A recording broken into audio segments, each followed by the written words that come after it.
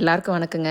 நான் ஒரு விஷயம் சொல்கிறேன், உங்கள் வீட்டில் இப்படி நடக்குமான்னு சொல்லி கண்டிப்பாக கமெண்ட்டில் சொல்லுங்கள். பொதுவாகவே ஹஸ்பண்ட் ஒய்ஃப்னா அவங்களுக்குள்ள சின்ன சின்ன சண்டைகள்லாம் வரும். அதை சமாதானப்படுத்துறதுக்கு இவங்க வெளியே தான் ஏதாவது ஸ்நாக்ஸ் எல்லாம் வாங்கி கொடுப்பாங்க. நம்மளும் அதை சாப்பிட்டு இந்த ஒரு வார்த்தையை சொல்லிட்டு சரின்னு மன்னிச்சு விட்டுரும். இவங்கள மாதிரி கடைக்கெல்லாம் போகாமல் நம்மளே பார்த்து பார்த்து ஆரோக்கியமாக செஞ்சு கொடுத்து இவங்களை சமாதானப்படுத்தலான்னு பார்த்தா எனக்கு வேண்டாம். ஐயோ என்ன டேஸ்ட்னே சொல்ல முடியல.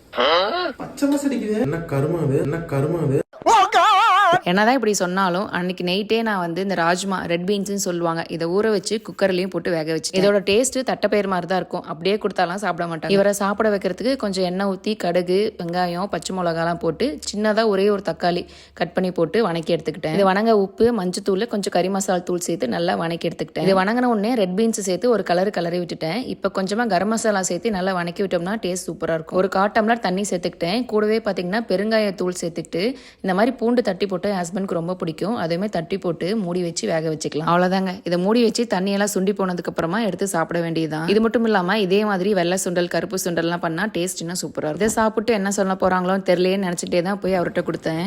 கறி மசாலா போட்டிருப்ப போல டொமேட்டோ. ஓ அப்படியா விஷயம்? அது என்ன விஷயம்னா இவருக்கு இதே மாதிரி இன்னும் காரமாக செஞ்சு கொடுக்குறதாம். அப்போ தானே காலையில் ரெட் லைட் எரியும்.